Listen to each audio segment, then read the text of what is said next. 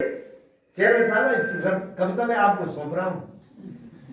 पुरुष हो तुम, शायद इसलिए तुम्हें अभिमान है अपने पुरुषार्थ पर, अपने पौरुष के अहम से मिटाते आ रहे हो नारी के अस्तित्व को सदियों से।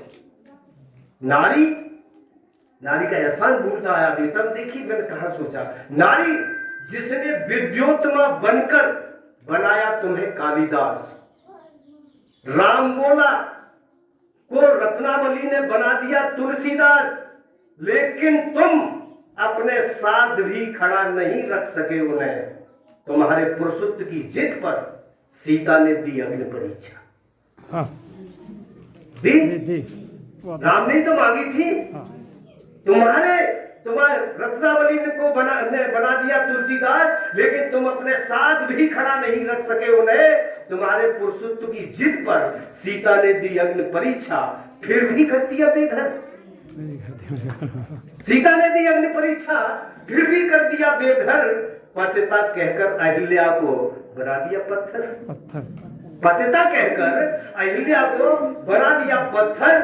द्रौपदी तुम्हारे पुरुषत्व पर हंस के आती, हंसी तो थी खाली, कंधों के अंदर होते बस इतनी कहती बात।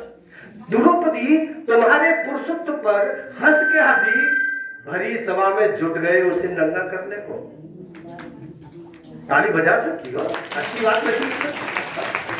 द्रौपदी तुम्हारे पुरुषत्व पर हंस के आती, भरी सभा में जुट गए उसे नंगा करने को। और तारामती ने, हरिश्चंद्र की कथा तो सबको मालूम है ना। और तारामती ने रोहितास के कफन का टैक्स, तारामती से रोहितास के कफन का टैक्स तुमने ही तो लिया। वो भी आदमी था, पति था ना। तुमने ही तो लिया था अपने प्रण की रक्षा के लिए। और ऐसा मैंने वचन दिया, प्रण लिया है, तुमने ही लिया था अपने प्रण की आड़ में। और तो और एक राजकुमारी जब संत बनी, तुमने पिला दिया मीरा को जहर। और तो और जब एक राजकुमारी संत बनी तो तुमने पिला दिया मीरा को जहर। आज की नारी जब तुमसे आगे निकलने लगी है, ये बात तुम्हें बहुत खलने लगी है। आज की नारी जब तुमसे आगे निकलने लगी है, ये बात तुम्हारे पुरुषार्थ को खलने लगी है।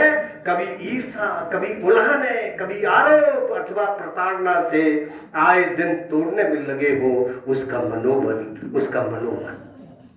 ये मैंने कविता लिखी और एक बात प्रसंग आ गया तो मैं उस बात को कह रहा हूं। अब नारी